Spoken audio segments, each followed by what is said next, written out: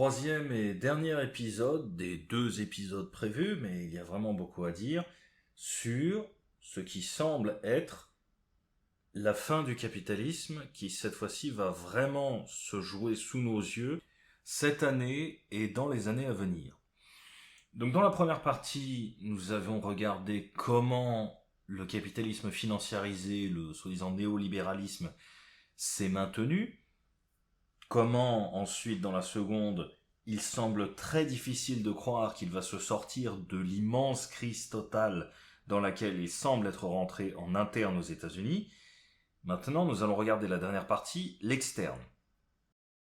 Avant de faire le portrait négatif, je veux paradoxalement faire un portrait positif. L'Amérique repose sur des exportations qui restent totalement écrasantes dans ces domaines. L'armement, le pharmaceutique, le logiciel et les technologies avancées, tout ce qui est processeurs, cartes graphiques, etc. Ces points-là, particulièrement tout ce qui a trait au logiciel et à l'informatique, ont quasiment toutes les chances de rester là, même dans des années. Vous écoutez quasi certainement cette vidéo sur YouTube, Facebook, Twitter et la quasi-totalité des services Google ou des services de l'État américain, puisque ce sont tous des entreprises cooptées par l'État américain, vont rester en place. Je ne me fais aucune illusion là-dessus. Les fondamentaux commerciaux des États-Unis dans leur commerce extérieur sont en réalité très forts parce qu'ils ont travaillé très longtemps à imposer des monopoles. Ces monopoles sont toujours en place. Donc, pas d'inquiétude. En termes de commerce extérieur, en réalité, l'Amérique repose sur des bases quasiment intouchables et qui ne seront probablement pas touchées ou remplacées avant très très longtemps. Donc, il y a un vrai point positif dans le commerce extérieur. Le problème n'est pas les entreprises américaines qui vous vendent des choses. Le problème, c'est l'état délirant des comptes de l'État américain lui-même et ses conséquences directes qui sont en train de se voir sur, même plus l'économie à ce stade, mais tout simplement le fonctionnement même du système du dollar. Donc commençons par le premier point qui compte aujourd'hui, la crypto. Alors, je n'ai pas une grande affection pour tout ce qui est crypto-monnaie pour 2 raisons. Je préfère le dire à l'avance. La première, c'est que ça fait des années qu'on me bassine avec combien la crypto serait révolutionnaire, extraordinaire, incroyable, alors que je sais ce que c'est et que c'est surtout une grande arnaque. La crypto, rappelons-le, s'est vendue comme étant autrefois un système de monnaie alternative à celle contrôlée par les États. Bon, ça n'a pas fonctionné. Le jour où vous pouvez acheter de quoi manger, de quoi vivre, payer votre loyer avec de la crypto, là d'accord, c'est une monnaie, mais personne n'a jamais eu assez de foi dans le système pour faire ça. Et au-delà du fait que son projet de base a échoué, depuis que son projet de base a échoué, la crypto-monnaie, le bitcoin, mais aussi toutes les autres, même si le bitcoin est de loin celle qui a tenu le mieux avec l'Ethereum, ces crypto-monnaies n'ont en réalité qu'une seule véritable offre, c'est d'être une valeur spéculative généralement vide, qui en fait n'a de valeur que par rapport à la masse de dollars qu'on veut bien mettre dedans. La crypto, enfin le bitcoin, est passé de 1 bitcoin égale 1 dollar à 1 bitcoin égale 132 000 dollars à son pic, je crois bien. Donc évidemment, avec des montées en valeur, entre guillemets, à ce point-là, on est en droit de dire que c'est quand même révolutionnaire. Ça l'est, malheureusement, c'est révolutionnairement con. Pourquoi est-ce que le Bitcoin est monté aussi haut? Alors je ne vais pas faire toute l'histoire du Bitcoin, c'est un peu long et très franchement le sujet est complètement inintéressant pour moi. C'est une arnaque, c'est tout ce qu'il y a à dire, ne mettez pas vos doigts dedans. Mais il est important de comprendre comment on est passé de quelque chose comme 20 000, ce qui était plus ou moins crédible comme chiffre d'arnaque, à 130 000 et autres. Il faut qu'on parle une seconde de l'extension de l'arnaque du Bitcoin qui est Tether. Donc Tether, c'est quoi? C'est un dit stablecoin, donc littéralement un coin stable, qui en fait est accroché au dollar. Tether est une organisation de l'État américain. Encore. Quand on vous dit qu'ils trichent partout et qu'ils sont profondément maléfiques, on parle exactement de ça. Le but de Tether n'est pas de présenter une extension stable du Bitcoin. Le but est de créer un système de vases communicants entre l'État américain et le Bitcoin avec la mécanique suivante. Tether va apporter entre guillemets sa propre valeur au Bitcoin, c'est-à-dire que ça va augmenter la valeur du Bitcoin. Évidemment, quand la valeur augmente, les gens ont tendance à acheter. Bon. Sauf que, vu que c'est une entité de l'État américain, quand l'État américain voudra que la valeur du Bitcoin augmente, tout ce qu'ils ont à faire, c'est injecter des dollars dans Tether et voir la valeur de Tether mécaniquement accrochée à son panier de dollars monter monter sur plutôt le Bitcoin. Donc en clair, le Bitcoin vaut 50 000, Tether est accroché au dollar.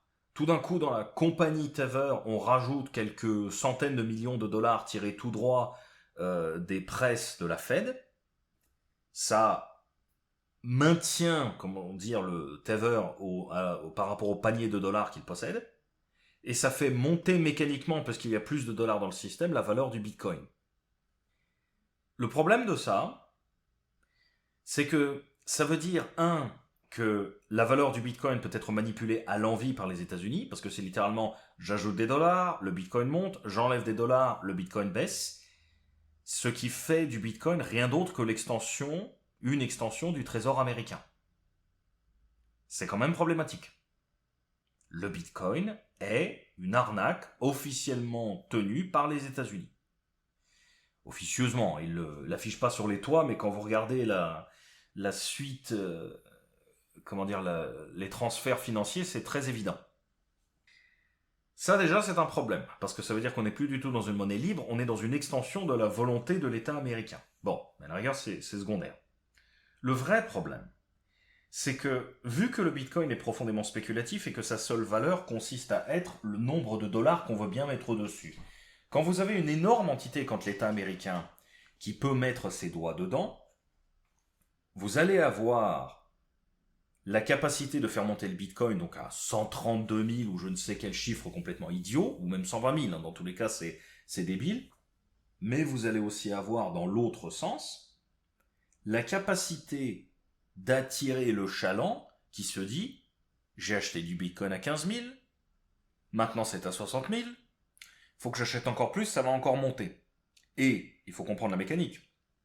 Et ça, malheureusement, ça se voit beaucoup sur Twitter, et c'est aussi pour ça que je déteste les coins, parce que je le vois aussi et ça m'agace.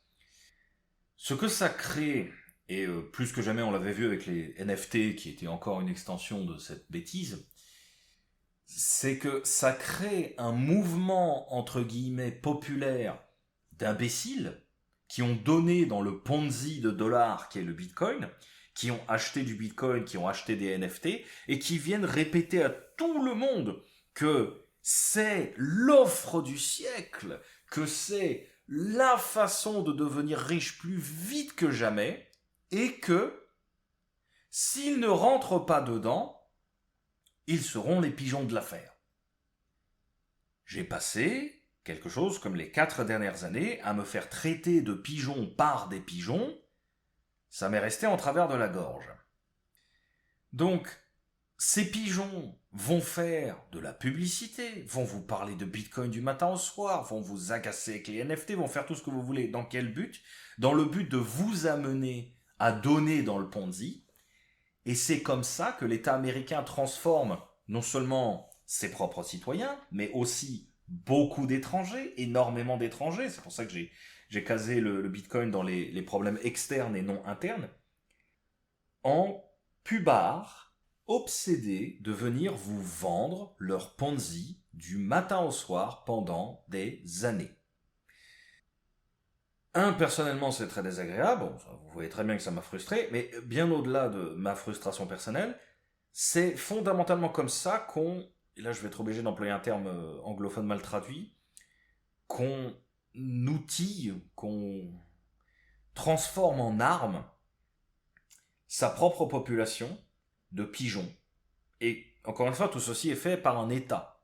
Vous avez une valeur du Bitcoin qui monte et qui descend selon le degré de pigeonnage qu'on veut bien mettre dedans, avec évidemment, plus ça monte haut, plus les gens ont peur que ça redescende, plus ça devient difficile d'attirer des nouveaux pigeons aussi. Parce que quand vous avez le Bitcoin qui est à 1$, vous dites, achète une centaine, si ça se trouve ça montera. C'est 100$, tout le monde s'en fiche. Quand un Bitcoin en vaut 100 000, ah, ouais, même acheter 0,1 Bitcoin, c'est beaucoup de pognon quand même, c'est 10 000 balles.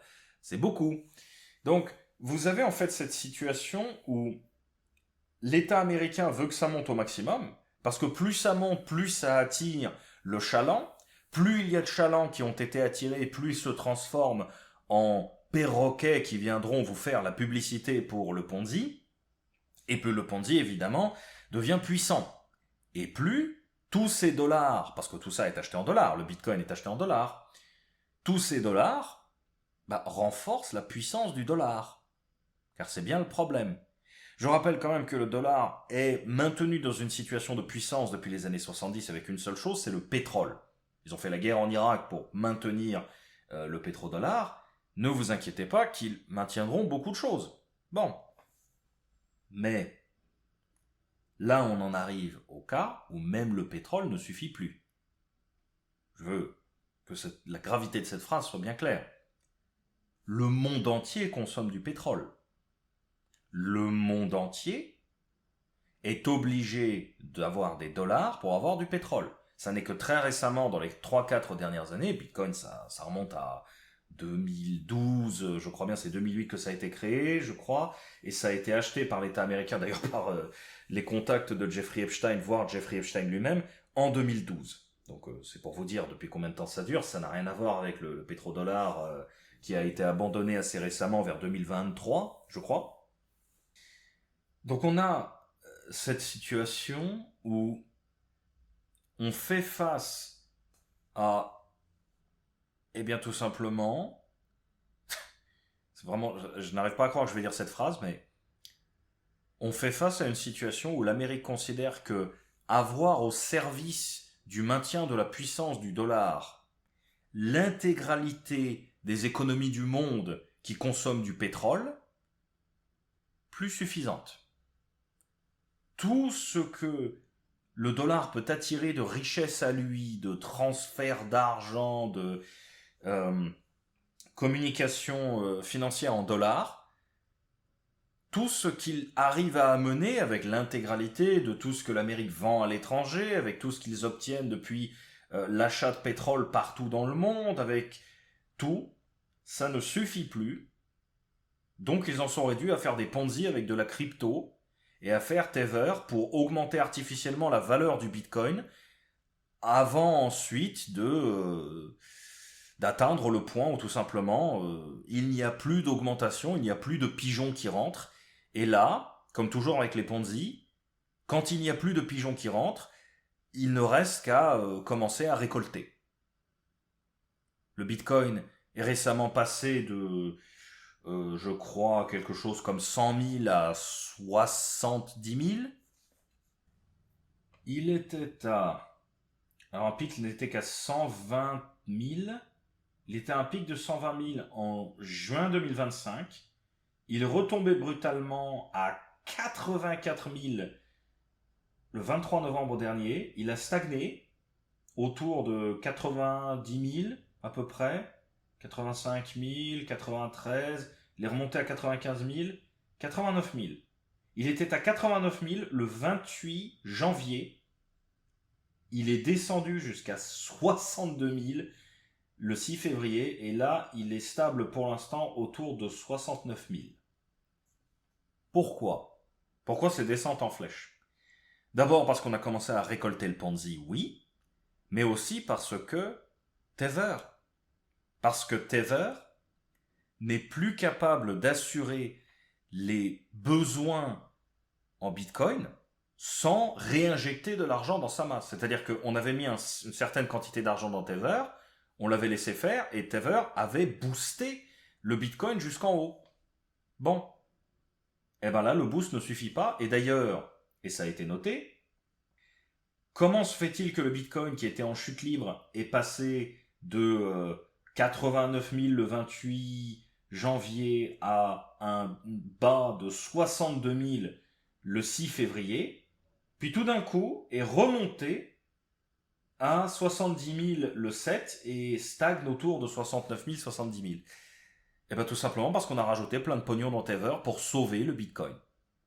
C'est littéralement encore un bail-out, comme il dit, c'est un sauvetage, c'est une bouée jetée de la part du trésor américain au Bitcoin via Tether. On en est là. Le dollar a besoin des pigeons du Bitcoin qui garderont leur argent pour que les dollars puissent être maintenus. La valeur du dollar est beaucoup plus fragile que certains l'imaginent. Et pourquoi est-ce que le dollar est aussi peu crédible? Alors, il y a deux raisons. La première, c'est que le système du trou noir financier est le même depuis toujours. Il faut toujours attirer plus de profits, il faut toujours attirer plus de fonds. Tôt ou tard, la bulle ne peut qu'exploser. Ça, de toute façon, c'est en arrivage depuis 40 ans. Mais il y a une autre raison. Les fondamentaux mêmes de l'économie américaine commencent vraiment à craquer et ça se voit très bien sur un point. Comme vous le savez, la dette américaine est complètement délirante.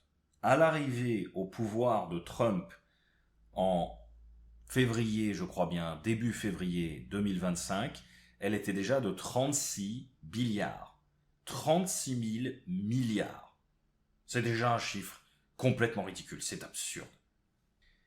Mais, ce qui est grave, c'est que, après les quelques prétentions de diminuer le gouvernement avec Doge, d'essayer un petit peu de déblayer les écuries d'Augias de Washington, qui en réalité, au bout de 3 mois, tous les fonctionnaires de l'État profond avaient complètement séché les efforts de Musk, qui s'est fait sortir comme un malpropre de la ville,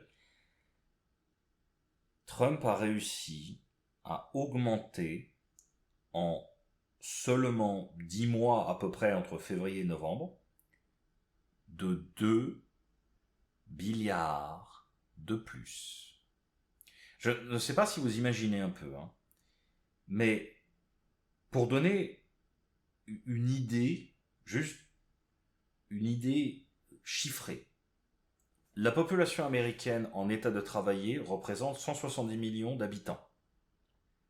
2 milliards de dollars veut dire qu'ils doivent rembourser en dette, juste en dette, de ces 2 milliards, 14 000 dollars par personne.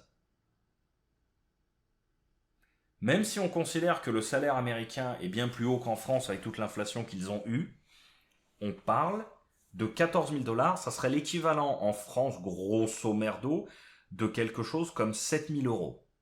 À peu près.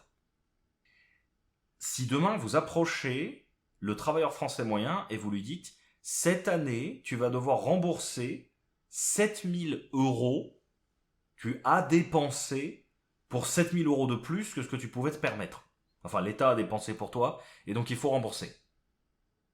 Vous trouvez ça crédible? Parce que moi pas. Et ben je pense qu'en Amérique, c'est aussi peu crédible. On en est à 2 milliards en 10 mois. Je crois bien que entre février 2025 et 2026, l'évolution exacte a été de 2368 milliards et 35 millions de plus pour la forme. En un an. C'est délirant. C'est intenable. Et avant qu'on me dise, enfin, si on va dans des critères pareils, le PIB de la France, on sait ce que c'est, et puis la dette de la France, on sait ce que c'est aussi. C'est pas mieux en France.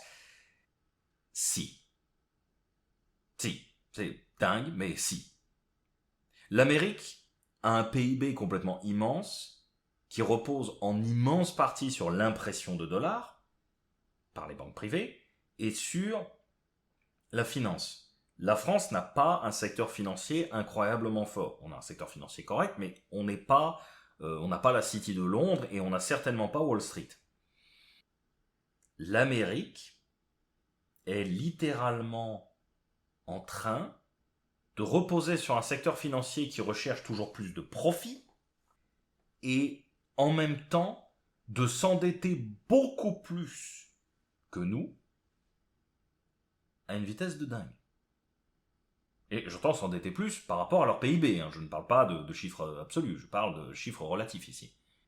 Vous regardez l'état de l'économie américaine, vous avez beaucoup plus de dépendance au concept du retour sur investissement, au concept du profit, plutôt qu'à la production industrielle, et vous avez, alors qu'il y a déjà ce problème premier, on va dire, alors qu'il y a le poids de la finance qui veut toujours un retour, vous avez à côté le type qui dit, en fait, on va s'endetter encore bien plus qu'avant. D'ailleurs, un autre chiffre, hein. 14 000 $ rien qu'en 2025, seulement entre février et décembre, mais dans l'ensemble, calcul général de combien le travailleur américain moyen doit rembourser pour rembourser la dette américaine, j'ai trouvé le chiffre de 226 985 $ par travailleur, du pauvre au riche. Et ça ne prend en compte que la dette de l'État américain, pas la dette immense des entreprises dont on a parlé tout à l'heure. En un mot commençant, c'est pas tenable. C'est tout. Et là-dessus arrive la bombe, la vraie.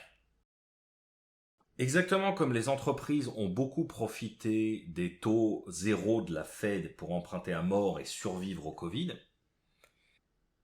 l'État américain a fait de même, et pour éviter d'avoir à trop charger le baudet, ils ont pris des prêts courts sur 3 ans.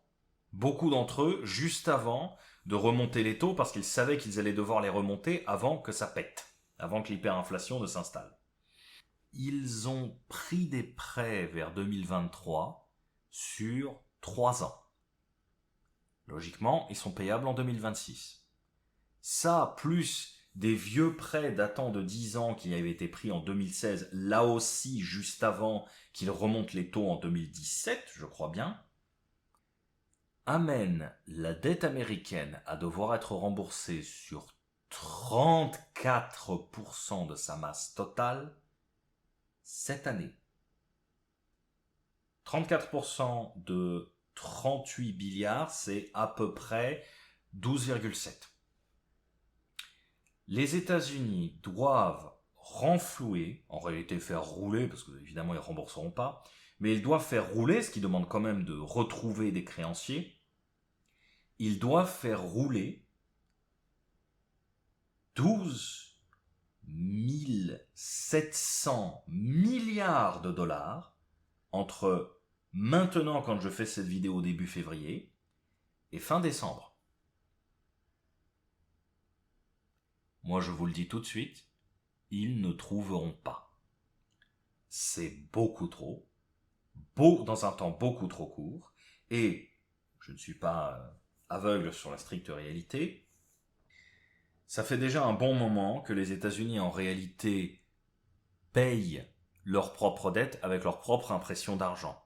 Vous avez des hedge funds aux îles Caïmans qui, bizarrement, ont un capital de quelque chose comme 100 millions et qui détiennent quelque chose comme 10 milliards ou autres valeurs débiles qui ont levé pour 100 fois les fonds qu'ils possèdent sur la dette américaine. Je pense pas prendre trop de risques en vous disant que tous ces hedge funds jusqu'au dernier sont tenus par le gouvernement américain. Donc quand le gouvernement fait des fausses sociétés écrans et fait en sorte que ces sociétés écrans ne fassent qu'acheter la dette américaine, ça va. Je pense qu'on prend pas trop de risques en disant que le jour où elles font faillite, ne vous inquiétez pas, la Fed sortira tout le pognon pour les sauver, puisque c'est directement le gouvernement.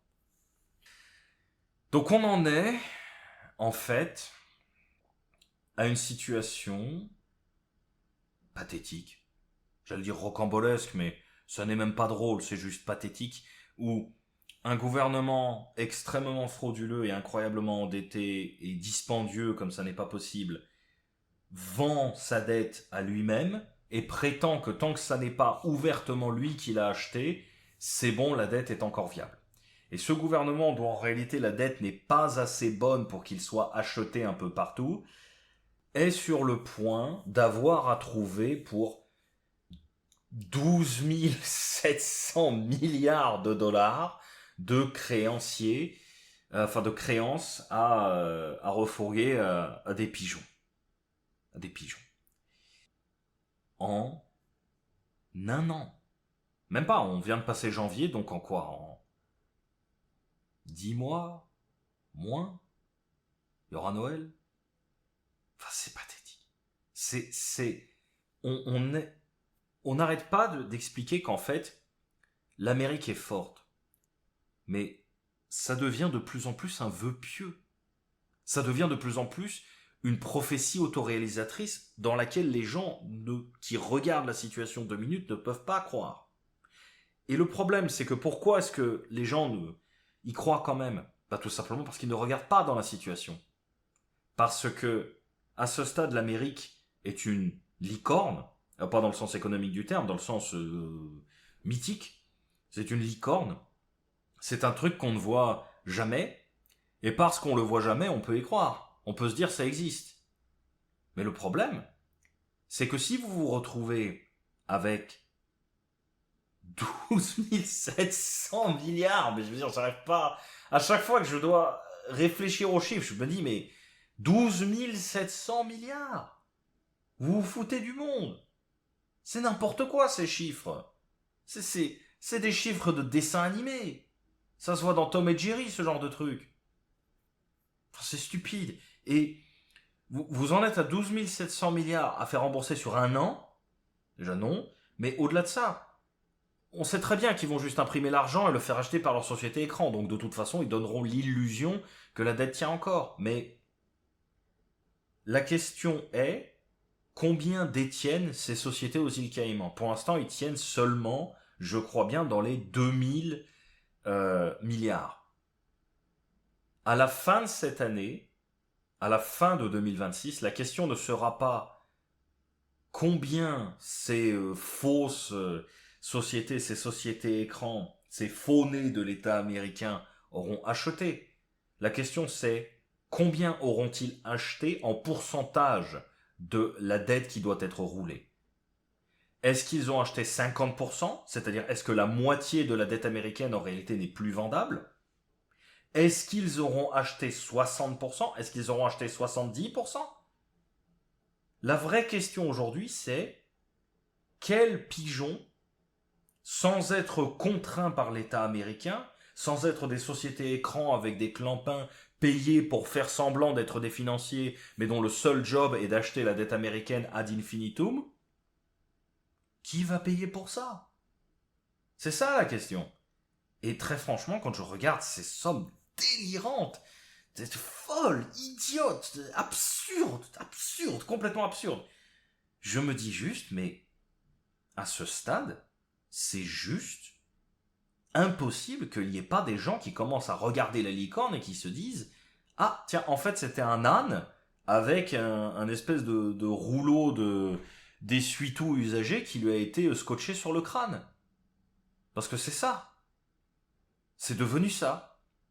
On vous dit « La dette américaine est très forte et le fait qu'elle soit très forte, c'est une preuve que les gens ont foi. » Mais si les gens avaient foi, Toto, tu n'aurais pas des sociétés aux îles Caïmans qui sont là juste pour vider la queue de la dette à chaque fois qu'il faut vendre.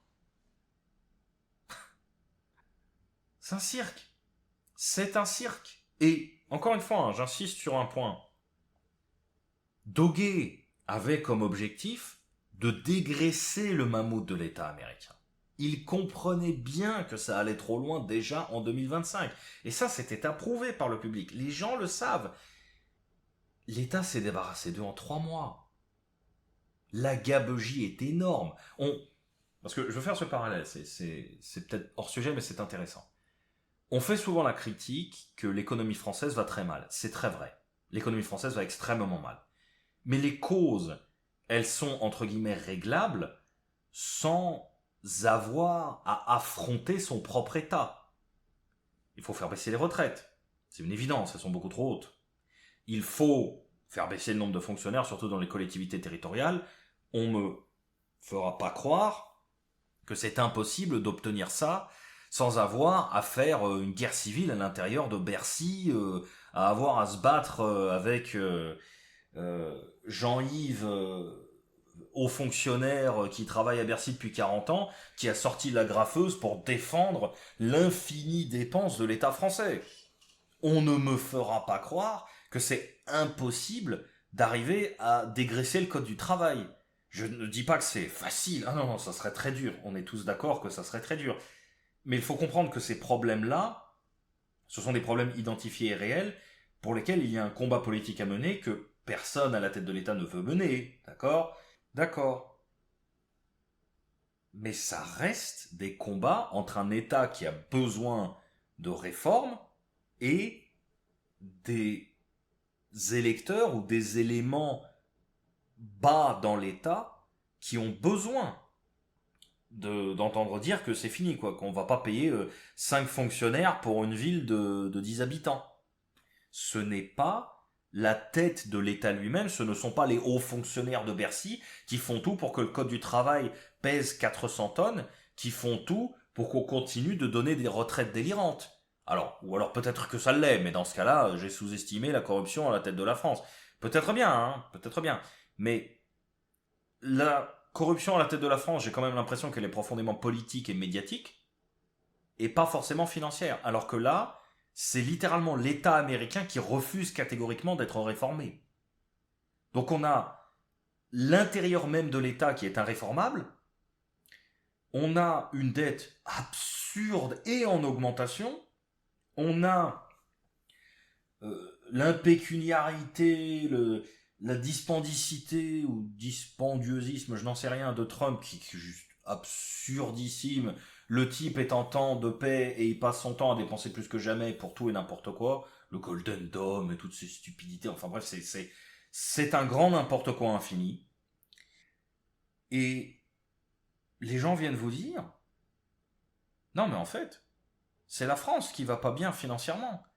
Pardon? Mais même avec Bruno Le Maire, on n'était pas dans l'état dans lequel l'économie américaine se montre. Et c'est dire quelque chose, hein. Ce qui m'amène d'ailleurs au véritable sujet grave. La fuite du dollar.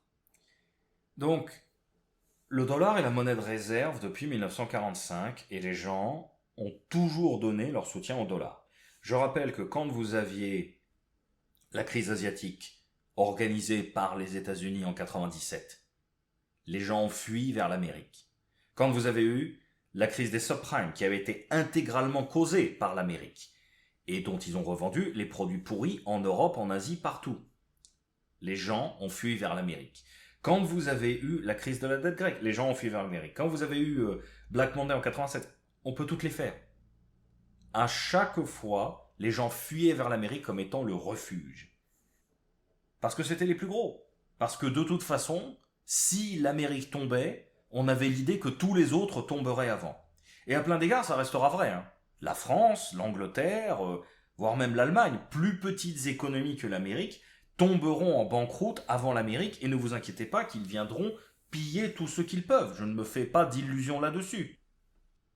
Mais le problème, c'est que si la France va très mal, si l'Angleterre va très mal, nous allons très mal, si j'ose dire, de façon stable. Or là, ce qu'on voit, et particulièrement avec l'incapacité totale à réformer l'État du Doguet, et derrière ça, les dépenses délirantes de Trump sur 2000 milliards en 10 mois, mais tu te fous du monde, mon garçon. Là, j'ai l'impression que dans la course à l'État en faillite économique, tout en ayant la monnaie de réserve, hein, l'Amérique commence à faire plus peur que même la France ou l'Angleterre. Je crois, je rappelle que pour ce genre de choses, il n'y a pas de véritable connaissance économique assez profonde. Personne ne sait qui va craquer en premier. C'est vraiment au feeling. C'est à la perception et il n'y aura jamais, entre guillemets, de science parfaite là-dessus parce que justement, c'est la partie la plus complexe de l'économie, c'est comprendre comment l'ensemble de la structure pourrait s'effondrer.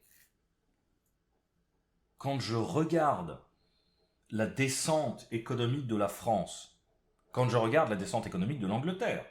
Je vois des États qui économiquement ne tiennent notoirement plus et dont l'endettement aujourd'hui n'est qu'une course vers la faillite dans tous les cas, avec comme idée qu'on peut peut-être retarder la faillite à plus tard. Fillon le disait déjà en 2008, je suis à la tête d'un État en faillite. Il ne disait pas ça légèrement. Je vois bien la situation. Mais la question, quand tout le monde dévale la pente vers le sol, quand tout le monde est en train de glisser sur la falaise, c'est qui descend le plus vite. C'est qui touchera le sol en premier, en comptant que plus votre PIB est fort, plus vous pouvez avoir de force dans les doigts pour vous agripper, mais plus votre dette est forte, plus les boulets que vous avez au pied vous tirent fortement vers le bas. Donc la question est, plus on a de PIB mais on s'en sort, plus on a de dette, plus on tombe vite, et quand est-ce qu'on arrive au point où, au fond, on a touché le sol et tout le monde voit bien que c'est fini? Eh bien, très franchement, entre l'inexorable chute européenne, encore une fois, je rappelle que l'Allemagne est derrière nous, mais Italie, France, Angleterre, là, l'Italie s'en sort exceptionnellement bien, je doute que ça dure, mais la France et l'Angleterre sont vraiment les exemples même d'États qui ont essayé de tenir face aux arnaques infinies américaines et qui au final n'ont fait que retarder leur chute. Moi, je constate qu'il y a une accélération de la chute américaine qui est vertigineuse, à tel point où à n'importe quel moment dans les dernières décennies, et même aujourd'hui pour être honnête, même aujourd'hui, j'aurais toujours parié que la France ou l'Angleterre tomberaient avant l'Amérique. Mais là, ils sont en train de me donner le doute. C'est au fond la même mécanique que la, entre guillemets, la petite banque et la grosse banque. Hein. Le petit mourra toujours avant le gros. Mais là, ils descendent tellement vite.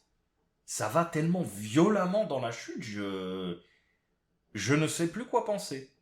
Je ne sais plus quoi penser. Je le dis très franchement. Et il faut comprendre que si moi je pense ça, si moi je pense que le dollar a toujours tenu, et que l'Amérique a toujours tenu parce qu'ils avaient la monnaie de réserve, parce qu'ils avaient le dollar, parce qu'ils avaient la confiance que les gens leur donnaient d'être la plus grosse monnaie, qu'à chaque crise tout partait vers le dollar. Là, j'ai l'impression que le doute s'est installé même chez des acteurs traditionnels, et il n'y a pas plus traditionnel comme acteur que les fonds de pension. Il faut bien comprendre que les fonds de pension, c'est des gens à qui on dit on vous donne un capital de, je ne sais pas, 100 millions parce que des vieux vous ont donné un petit peu de leur argent pendant toute leur vie salariée, et maintenant, ce qu'on veut que vous fassiez, c'est que vous ayez un petit peu de fructification du capital, parce que vous avez beaucoup d'argent, et on veut pas de risque.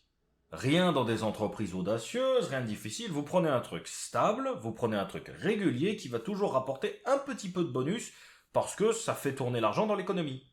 Le truc le plus stable et régulier au monde, ce sont les bons des États, ce sont les bons nationaux.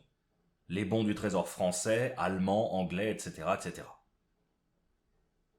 Et là, j'ai l'impression, alors que objectivement la France va pas bien, que l'Angleterre va pas bien, mais j'ai l'impression qu'il y avait une espèce de pression énorme au bon avec l'aggravation de l'économie apportée par Trump et ses douanes stupides lancées début 2025, et que la France, l'Angleterre étaient particulièrement sous pression, et ben j'ai l'impression que la pression est en train de partir de France et d'Angleterre, et de lentement se porter aux États-Unis. Alors peut-être que je me fais des films, que au fond, non, la France reste vue comme bien plus instable. Mais c'est là qu'on arrive au dernier point. La cause de tout. Du con. Car bien au-delà des fondamentaux économiques qui sont importants pour le portrait d'ensemble que l'on veut faire, mais qui au final sont secondaires, il y a un problème central aujourd'hui. C'est Trump. C'est lui le problème.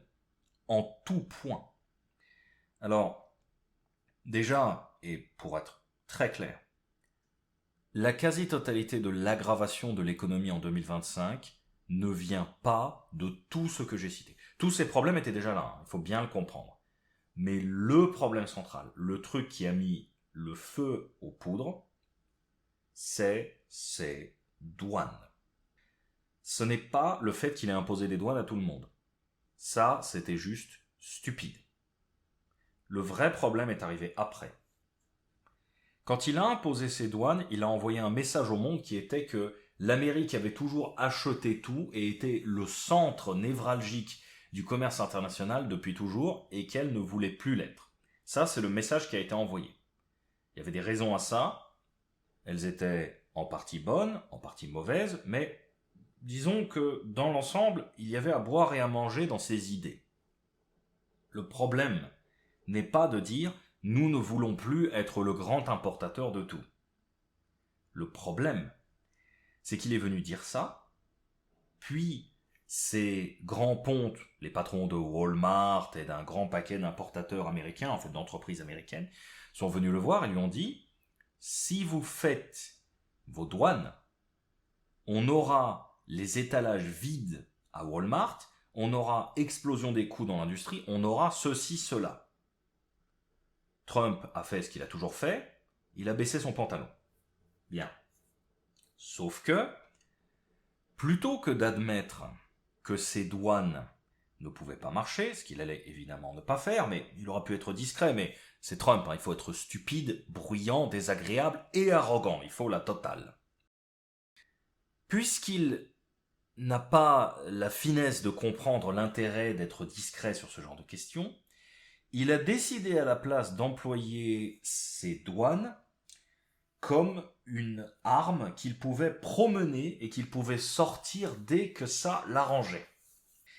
Ce qui a fait qu'il s'est engagé dans un espèce de bras de fer stupide avec la Chine où il a dit douane à 60%, puis 100%, puis 120%, puis on arrête, puis 3 mois plus tard on décide en fait d'arrêter pour 3 mois de plus, puis ensuite au bout d'encore 3 mois on dit finalement on va remettre ça à l'année prochaine. Avec l'Europe, on va mettre des douanes, puis on va mettre plus de douanes quand il y a l'affaire groenlandaise.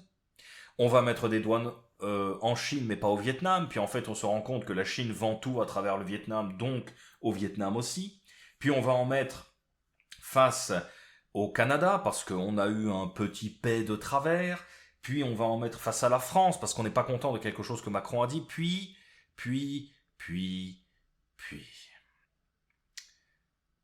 Un investisseur, c'est un type qui se dit, je vais mettre mon usine là, ça va me coûter 10 millions, il faudra 1 an pour que les bâtiments soient là, 2 ans pour que tous les employés et tout le monde aient été engagés et soient là avec toutes les machines à fonctionner correctement, et 5 ans pour que l'ensemble de l'écosystème qui va aider l'usine au maximum soit complètement aménagé.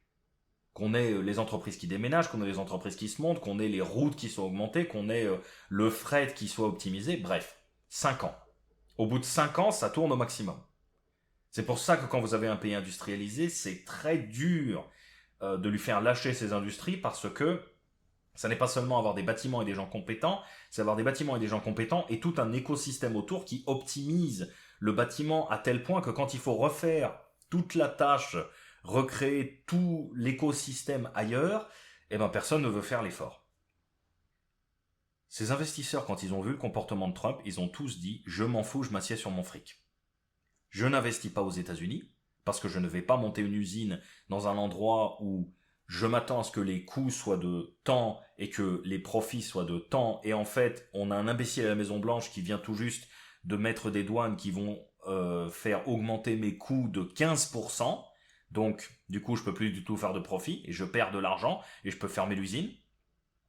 Je ne peux pas non plus l'installer hors des États-Unis parce que les États-Unis sont l'un de mes plus gros clients potentiels. Et si ils décident tout d'un coup de mettre 60% de douane, bah plus personne ne va acheter mes produits.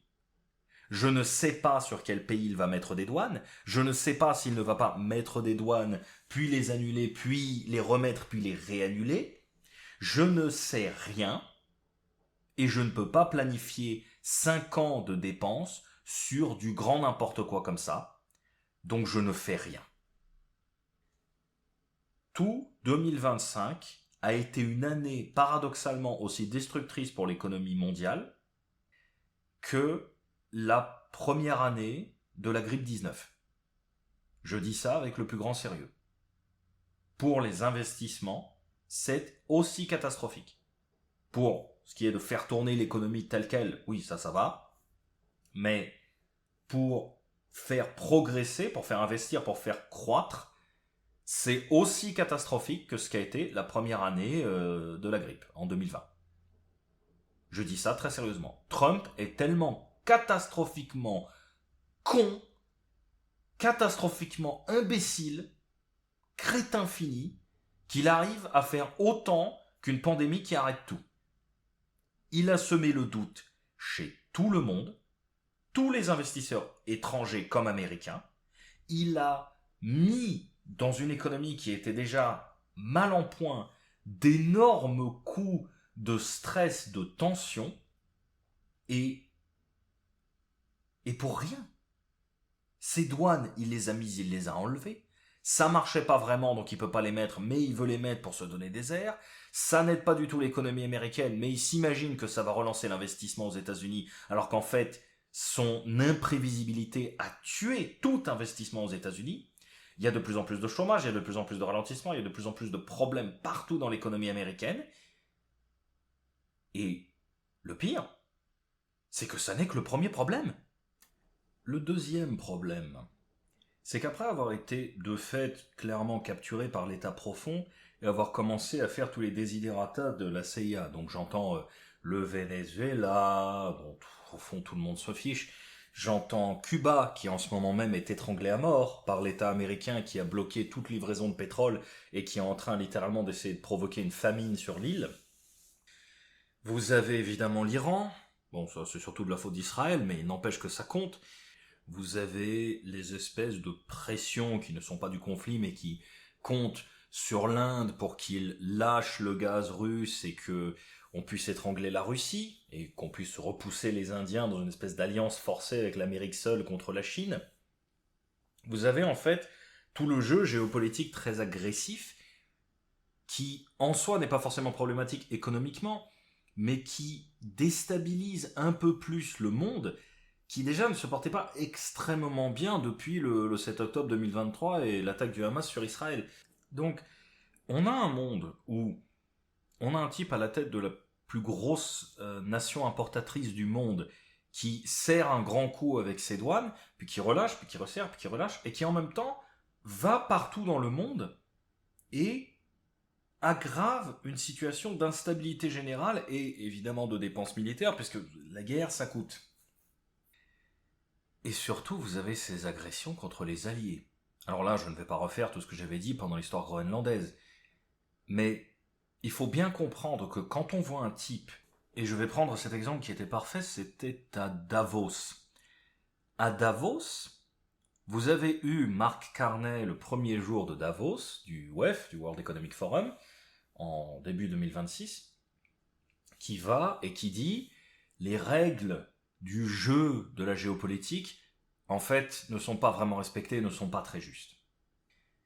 C'était une pique directe à Trump, qui se moquait ouvertement des règles internationales et qui faisait tout au contraire pour faire tout ce qu'il voulait, et qui venait de lourdement attaquer le Groenland. Le lendemain, vous avez Trump qui va faire un discours devant le parterre du WEF, où il dit texto, tu feras attention à ce que tu diras la prochaine fois, Marc, adressé à Carney. Mais c'est une blague. Genre, il est pas bien. Il a 79 ans, je rappelle. C'est pas un perdreau. Le type a 79 ans et il fait des menaces d'adolescents, de collégiens. Ouais, tu feras gaffe à comment tu me parleras la prochaine fois, Marc, devant la planète entière. Il fait toute l'espèce d'agression dont personne n'a vraiment compris pourquoi sur le territoire du Groenland qui est de la vie de l'univers entier qu'on connaît en tout cas, je ne connais pas la vie des Martiens, mais pour tout le monde, ça fait partie du Danemark. Vous avez une déstabilisation non seulement du monde dans le sens la très grosse Amérique tape sur les petits pays, mais vous avez aussi une déstabilisation incroyablement plus directe même du bloc politique, militaire, économique sur lequel repose l'Amérique. Et ça, c'est encore incroyablement plus grave, parce que les douanes, ça tue l'investissement. Mais les agressions, ça tue la foi en l'Amérique elle-même. Et je rappelle que le problème, là, on reste sur l'économie, on ne parle pas de Trump. Hein. Le problème, c'est pas Trump politiquement. Le problème, c'est ses conséquences sur l'économie. La conséquence sur l'économie, de perdre foi dans une économie qui elle-même est extrêmement endettée, qui dépend de l'impression d'argent et du maintien de son statut de monnaie de réserve mondiale, qui en est à devoir faire des arnaques comme la crypto, comme tout ce qu'on a cité pour se maintenir. Et vous avez le type à la tête de cette économie qui commence à aller houspiller ses alliés, dont je rappelle quand même que l'Angleterre, qui s'est fait traiter en gros de faux combattants qui étaient restés en arrière en Afghanistan, la réaction a été incroyablement colérique du côté anglais de ce côté-là. Vous avez l'Angleterre qui détient quelque chose comme presque 900 milliards, je crois bien, de la dette américaine. La France, pourtant pas particulièrement américanophile comme pays, détient 327-330 milliards, je crois.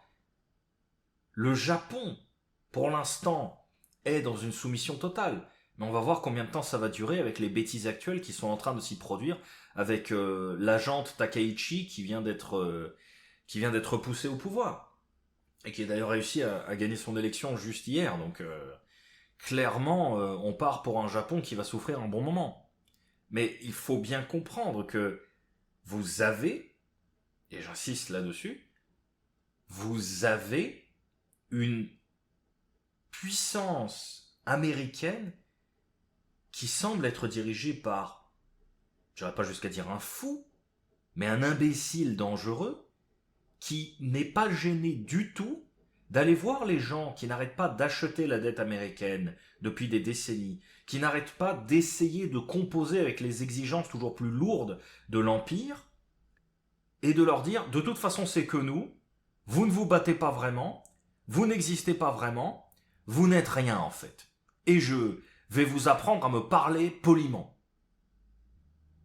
Le type appelait du temps de Trudeau le Premier ministre du Canada, le gouverneur du Canada.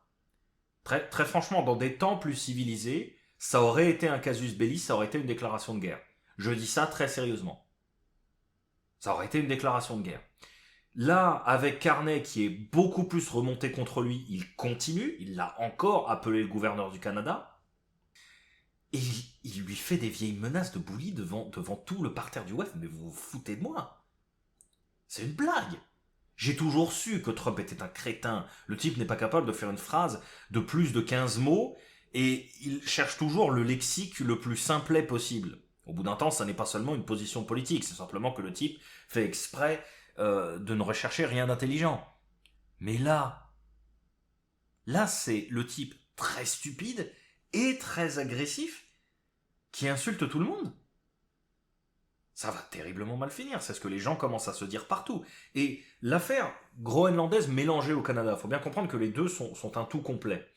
Sur le Canada, il a le mépris ouvert de la souveraineté d'une nation qui a été son amie depuis toujours. Sur le Groenland, il a une velléité de prise de territoire, y compris par un acte hostile.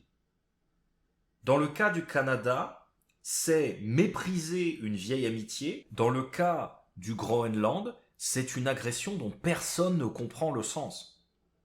Tout ça ne fait qu'encourager les gens à se dire, ce type-là, il n'est pas un bon placement. Or, tout le jeu de la dette américaine, c'est de se montrer comme étant le placement le plus stable, le plus fiable, le plus long terme possible. Tout le jeu du dollar a été de dire, nous avons les moyens de vous forcer à utiliser le dollar, donc le dollar est la monnaie la plus sûre pour vous. Bon, ça fait 20 ans que c'est de moins en moins vrai avec l'extraterritorialité, mais l'esprit y restait.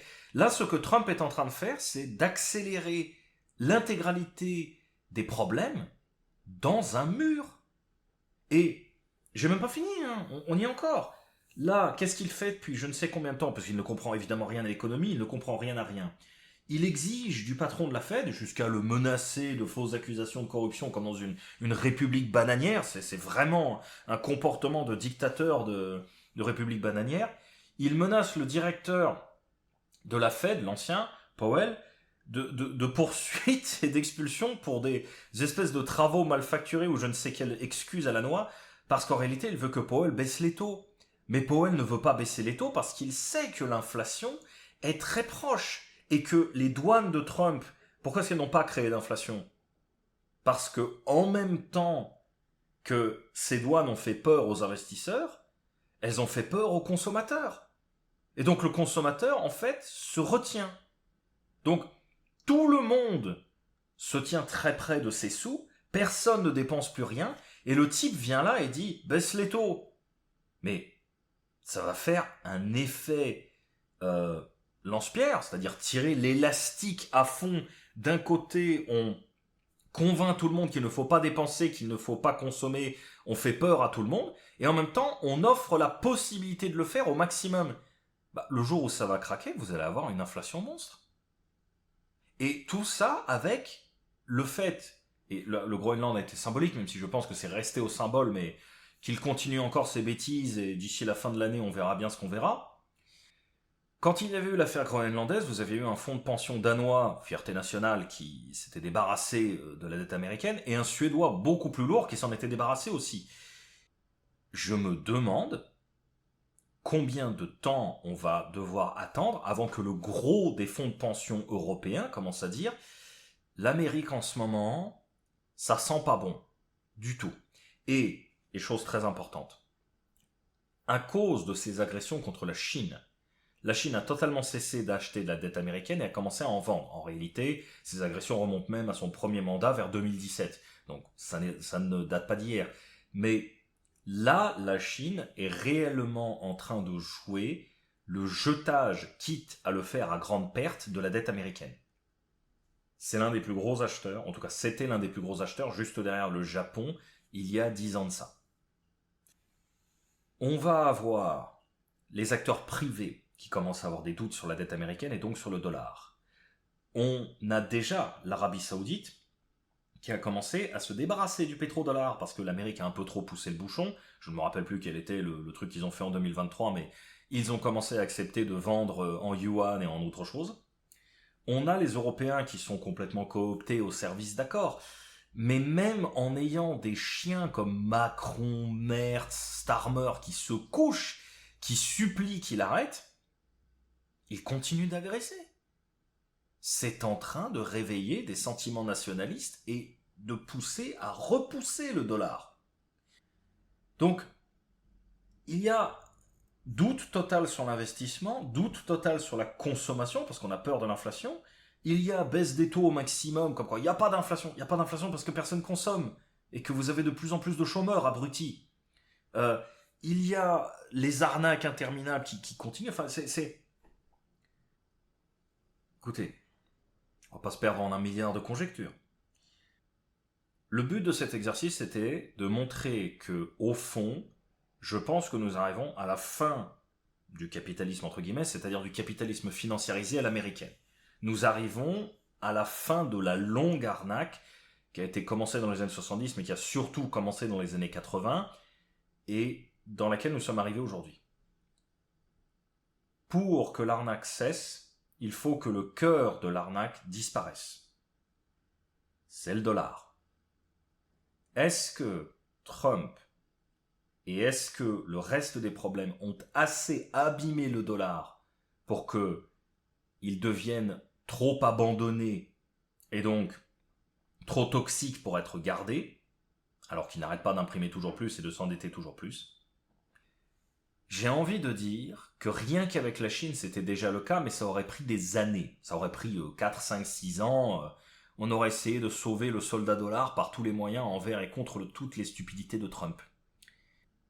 Mais là, plus que tout, j'ai l'impression que la foi et la confiance dans l'Amérique sont en train de s'effondrer et sont en train de s'effondrer des fonds de pension, et sont en train de s'effondrer même des Européens les plus serviles, et sont en train en fait on sent une espèce d'impossible déconnexion entre le fantasme de ce que l'Amérique avait vendu, c'est-à-dire une nation stable et capable de rapporter du profit, quand en réalité c'était les plus grands arnaqueurs de l'univers, et la réalité qui est en train d'éclater aux yeux de tout le monde sous la forme de Trump et de son imbécilité infinie. Et un dernier truc, parce que c'est un détail, mais ça, je trouve que ça en dit long. Trump a commencé à lancer des coins à la con. Ça a été des vols quasi instantanément. C'est du genre, vous lancez, les gens mettent 10 millions de dollars dedans, vous vous barrez avec tout l'argent dans les 3 heures. C'était pathétique. C'était des arnaques grossières, c'était du grand n'importe quoi, c'était très vulgaire. C'était Trump en fait. Et un truc qui m'a beaucoup frappé, c'est qu'on a aussi eu des rapports qui sont un peu passés sous le radar mais qui étaient intéressants,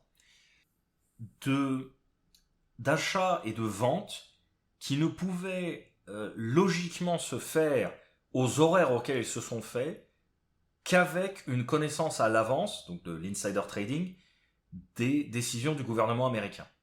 Donc un truc du style de, je ne sais pas au pif, on va dire Lutnick ou Peter Thiel, on s'en fiche, ou Musk, ou même Vance ou Trump lui-même, ou Kushner, on s'en fout, mais qui était à l'intérieur de la Maison Blanche, qui savait très bien quelles actions allaient monter et quelles actions allaient descendre par rapport à telle ou telle déclaration, et qui achetait tout juste avant que ça monte, ou bien qui vendait tout juste avant que ça chute. Ça s'est vu, et ça a été tracé, l'IP a été tracé jusqu'à Washington, donc on sait que ça venait du coin. Et ça s'est vu même chez les Américains.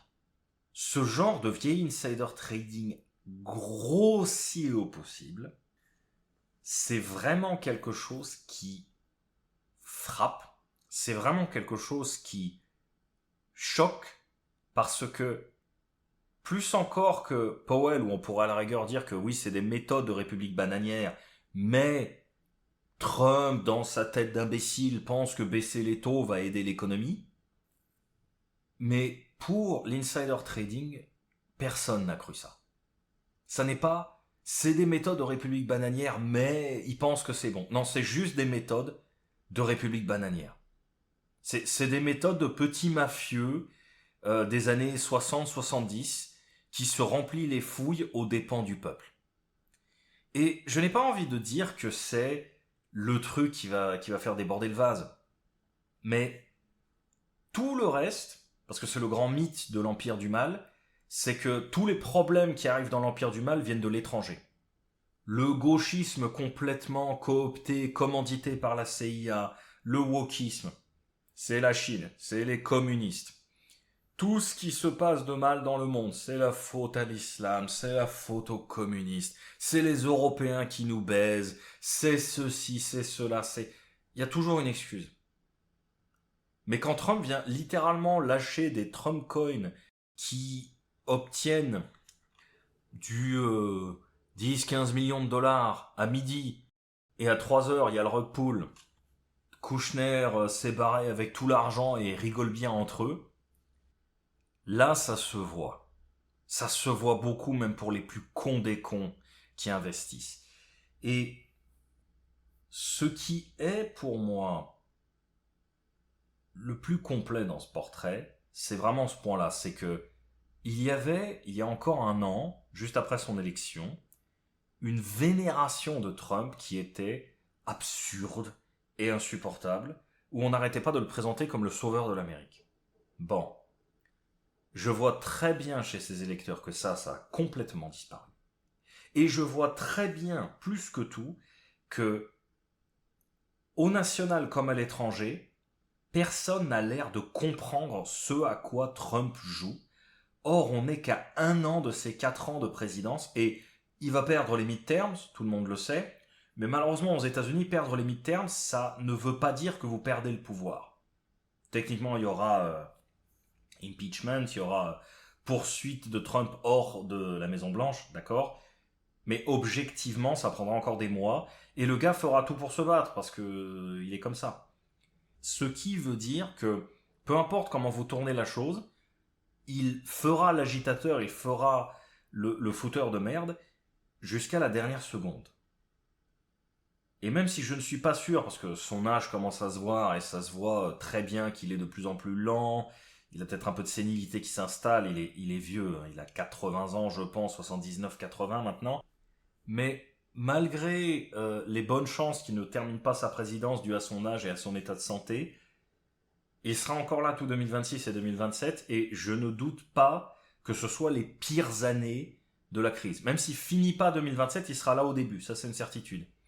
Et tout ceci m'amène à dire une chose au fond, c'est que quand je vous dis qu'on approche de la fin du capitalisme, je ne dis pas tout le monde va se jeter dans le communisme. Non, j'entends que vous avez eu une obligation du capitalisme entre guillemets néolibéral, en réalité financiarisé, du capitalisme financiarisé, globalisé, qui s'est imposé à tous depuis les années 80 sous l'égide de l'Amérique.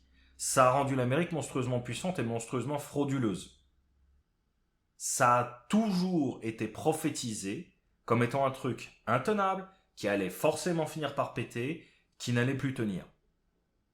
Ça a toujours tenu. En 2008, c'était fini. Hein. C'est de l'avis de n'importe quel économiste à peu près compétent. 2008, c'était tu peux plier bagages, c'est terminé. Il n'y a plus rien à en tirer. Et pourtant, c'est encore là. C'est encore là. Mais là, quand je vois plus que tout la perte de foi qu'il y a chez ces électeurs, qui est accompagnée de la perte de compréhension et donc de foi, la perte de confiance chez les investisseurs étrangers, fonds de pension, mais aussi européens, qui ont cru dans la puissance de l'Amérique. Quand je vois en fait cette espèce de brique qui a été jetée dans la machine à laver du monde, qu'est Trump, je me dis, vous regardez la fuite générale du dollar à cause de l'extraterritorialité, à cause des abus permanents de l'Amérique. Vous regardez la dette nationale folle, vous regardez les bêtises comme la crypto, qui à mon avis tiendra encore un bon moment, mais sera de plus en plus ouvertement frauduleux, ou bien quelque chose comme le pétrodollar qui est en train de lâcher à plein d'égards. Vous regardez tout ça, et vous vous dites, tout ça, ce sont des crises, et toutes les crises internes très graves dans l'économie américaine, ce sont des crises, mais il n'est pas impossible qu'ils arrivent encore à trouver, d'une façon ou d'une autre, des couillons qui viendront encore remettre une pièce dans la machine parce qu'ils sont incapables de dépasser l'ère du dollar infini. À partir du moment où la Chine et la Russie, pour des raisons géopolitiques évidentes, ont décidé d'en sortir, ça allait déjà être foutu d'ici 10-15 ans.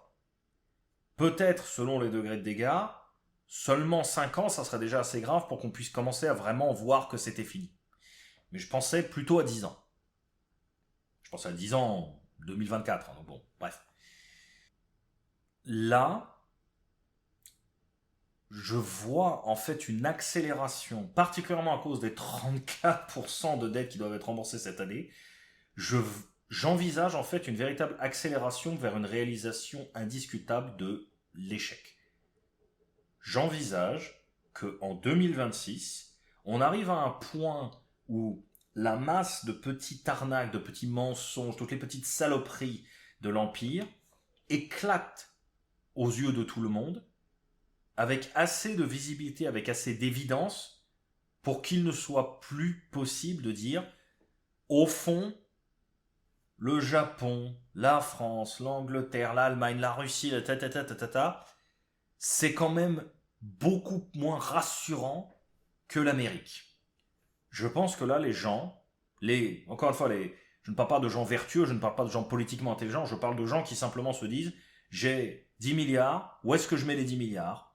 Ces gens-là, quand ils avaient un doute, ils le mettaient toujours dans les bons du trésor américain et ça faisait continuer la machine impériale. Là, très franchement, je n'y crois pas. Je pense que d'ici la fin de l'année, on verra une montagne de dettes qui ne pourra pas être remboursée. On verra une défiance, un doute permanent de la part de tous les investisseurs traditionnels. Et on verra l'économie américaine, à mesure que la dette ne pourra pas être remplie, excepté par beaucoup d'impressions de la Fed, ce dont je ne doute pas qu'ils le feront, hein. Encore une fois, je ne dis pas l'Amérique va éclater en 2026. Oh non, non, non, ils mentiront en 2026, 2027, ils mentiront en 2030 si on les laisse faire. Mais la question, c'est quand est-ce que le mensonge devient trop gros? Quand est-ce que la masse de poussière sous le tapis commence à devenir une montagne? Très franchement, je ne vois pas comment on peut rater ce que je viens de vous décrire. Encore une fois, il y aurait 3% de la dette américaine à rembourser cette année, voire 5 ou 6%, je me dirais, ouf, oui. Mais quand il va falloir passer la montagne des 34, quand à travers, je crois que c'est le gros, ça sera sur l'été, je me trompe peut-être, quand il va falloir passer la montagne des 34, je vois pas comment ils vont payer ça. Ah, et puis j'ai même pas parlé de l'IA. J'avais complètement oublié l'IA qui, bah écoutez, on a largement fini, donc je vais pas reprendre, mais c'est une bulle monstrueuse qui n'est même pas capable de rapporter 20% de l'argent qui a été investi. C'est maintenu parce que l'État américain voit ça comme sa dernière porte de sortie vers le succès éternel à nouveau. Ça ne marchera pas. Et donc, entre l'immobilier, l'IA, l'endettement sur le petit, l'endettement général, l'incapacité de l'État américain à se réformer et Trump qui est là à encourager tout le monde à regarder de plus près ce que fait l'Amérique et à avoir des doutes. Tout le monde, tous les gens à qui je dis l'Amérique va s'effondrer me répondent la même chose, c'est ouais mais on va où du coup? Et c'est une bonne question, hein. Le problème c'est que même aller chez Macron, ou chez Merz, ou chez Starmer, ou en Chine, va commencer à avoir l'air plus fiable que d'aller chez Trump. Et ça sera leur mort. Je pense très sérieusement que nous regardons se dérouler sous nos yeux la suite d'événements, la suite de crises intenables qui sont surchargées par Trump, qui, s'il n'avait pas été là, auraient quand même été là, auraient quand même été problématiques.